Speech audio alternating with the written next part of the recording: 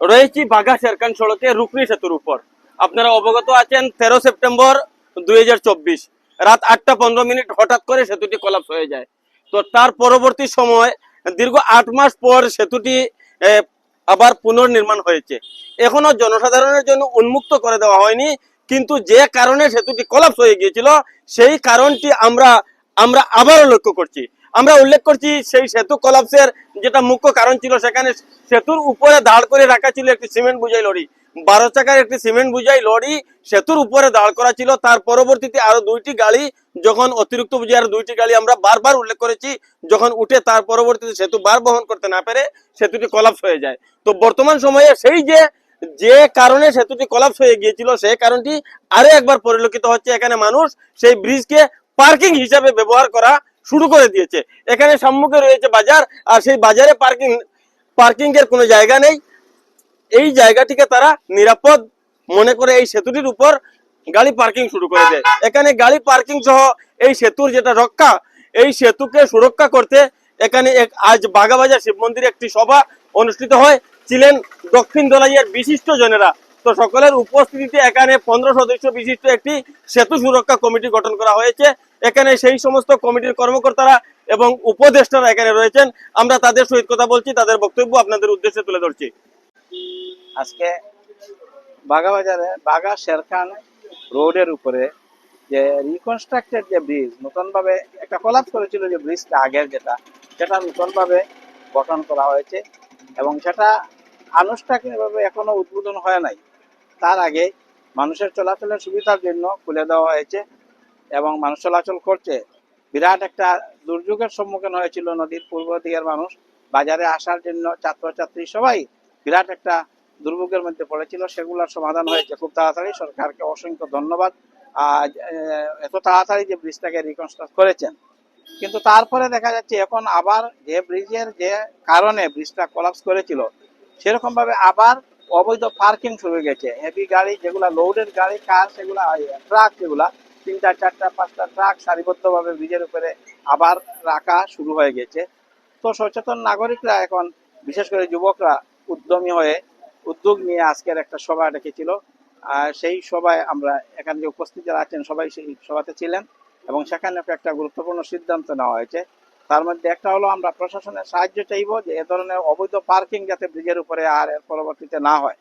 দুদিকে দুটো আমরা বোর্ড লাগিয়ে দেওয়া হবে এবং সেই বোর্ডের মধ্যে আমরা চাইবো যে ডিপার্টমেন্টের এই ব্রিজের লোড ক্যাপাসিটি কত টন পর্যন্ত লোড নিয়ে গাড়ি চলতে পারবে সেটা নির্ধারণ করে দেওয়া। বোর্ডের মধ্যে লেখা থাকবে যে ব্রিজের লোড ক্যাপাসিটি এত টন। সেই সঙ্গে ব্রিজের দুদিকে আবর্জনা ফেলা হয়, আশেপাশে যে দোকানপাট, বিশেষ করে হোটেল যেগুলো আছে, রেস্টুরেন্ট যেগুলো আছে, সেগুলো থেকে নোংরা জল ফেলে দেওয়া হয় এবং সেগুলো লবণাক্ত জল, সেটা ব্রিজের মধ্যে ধরে আগেও সেটা হয়েছে যে দুদিকে রেলিং যেগুলো আছে সেগুলো নষ্ট হয়। তো আমরা দুদিকে এসে বোর্ডে সেটাও থাকবে এবং মাননীয় এমপির কাছে কিছু একদিন আগে দেওয়া হয়েছিল একটা মেমোরেন্ডাম যে দুদিকে যাতে পুরা ব্রিজের দুদিকে নেট ফেন্সিং করার জন্য, যাতে 6 ফুট উঁচা যদি নেট ফেন্সিং থাকে তাহলে উপর দিকে কেউ কিছু ফেলতে পারবে না। অনেক সময় মৃত জীবজন্তু ফেলে দেওয়া হয় যেগুলা পরিবেশ দূষণের সমতুল্য। যখন এখন তো জল আছে কিন্তু ড্রাই সিজনে জল থাকে না, রুকনি শুকনো থাকে, সে সময় উপর থেকে যখন এগুলা মৃত জীবজন্তু ফেলে দেওয়া হয়, আবর্জনা ফেলা হয়, সেগুলা সুপিকৃত আকারে থাকে এবং সেগুলা পরিবেশ দূষণ করে। তো সেটার থেকে মুক্তি লাভের জন্য একমাত্র উপায় হলো মানুষ সচেতন হওয়া এবং সেই সঙ্গে প্রশাসনের সাহায্য চাওয়া হয়েছিল যাতে ব্রিজের দুদিকে 6 ফুট কমপক্ষে হাইট দিয়ে নেট ফেন্সিং করা, যাতে এখান থেকে উপর দিকে কেউ কিছু ফেলতে না পারে, ছোট ছোট নেট যেগুলো সেগুলো দিয়ে স্টিলের নেট ফেন্সিং করার জন্য। তো সেটা মাননীয় সাংসদ সেটা বলেছেন ডিপার্টমেন্টের কাছে পাঠিয়ে দেওয়ার জন্য দেওয়া হয়েছে এবং ডিপার্টমেন্ট এখন পর্যন্ত কোনো অ্যাকশন নেয়নি, সে ব্যাপারে উদ্যোগ নেয়নি। আমরা চাইব নতুন যে একটা কমিটি গঠন করা হয়েছে বিশেষ করে যুবকদের নিয়ে, 15 সদস্যের একটা কমিটি, সেই কমিটি এই উদ্যোগটা নিক যাতে কোনো অবস্থায় রাস্তার থেকে এই ব্রিজের উপর থেকে কোনো নোংরা কোনো কিছু নিচে ফেলা না হয়, ব্রিজের উপরেও ফেলা না হয় এবং সব সময় সতর্ক দৃষ্টি রাখা হোক, সবাই সতর্ক থাকুক, সজাগ থাকুক, যাতে ব্রিজের উপরে আর কোনো অবস্থায় অবৈধ পার্কিং না হয়। সেই সঙ্গে ডিপার্টমেন্টের কাছ থেকে বোর্ডটা অনুমোদন করে নিয়ে আসাও কথা, বা ডিপার্টমেন্ট নিজেই সেটা বোর্ডটা লাগিয়ে দিক যাতে সেখানে মেনশন করা থাকবে এই ব্রিজের লোড ক্যাপাসিটি হতো এবং এর উপরে এর বেশি এই ব্রিজের উপর দিয়ে কোনো ট্রাক বা কোনো কিছু চলাচল করতে পারবে না। সেই সিদ্ধান্তগুলো আজকে নেওয়া হয়েছে। আমরা আশা করছি এইগুলা কার্যকরী করা হবে, এবং বিশেষ করে এখানে ধলাই থানার আধিকারিকরা আছেন, তাদের সাহায্য আমরা পাবো, কারণ প্রশাসনের সাহায্য ছাড়া কোনো কিছুই কার্যকর করা যায় না। যেহেতু সরাসরি ওনারা যুক্ত আছেন, আজকে সবাই উপস্থিত ছিলেন এবং এখনো আছেন, তো ওনাদের কাছ থেকে আমরা সাহায্য চাইবো। এর ধরনের অবৈধ যে কোনো কার্যকলাপ যাতে আর ব্রিজের উপর থেকে কোনো কিছু করা না হয়, যাতে ব্রিজের ক্ষতি হয়। সেই সঙ্গে বৃহত্তর বাগাবাজারকে স্বচ্ছ সুন্দর একটা বাজার গড়ে তোলার জন্য, বাজারের জল নিষ্কাশনের ব্যবস্থা সুন্দরভাবে করার জন্য পরবর্তীতে বৃহত্তর আকারে বৃহত্তর পরিসরে একটা সভা ডাকা হবে। স্বচ্ছ সুন্দর বাজার আমরা পরবর্তীতে গড়ার চেষ্টা করব। এই সিদ্ধান্তগুলো আজকে নেওয়া হয়েছে। এই সেতুটি হঠাৎ করে ভেঙে পড়ে, আর সেই ভেঙে পড়ার যে মূল কারণ ছিল আমরা দেখেছি, যখন সেতুটি ভেঙেছে সেই সময় সেতুর উপরে একটি সিমেন্ট বোঝাই লরি ছিল, এবং এইভাবে অবৈধভাবে সবসময় ব্রিজের উপরে পার্কিং থাকতো, যার কারণস্বরূপ সেই ব্রিজটি ভেঙে পড়ে।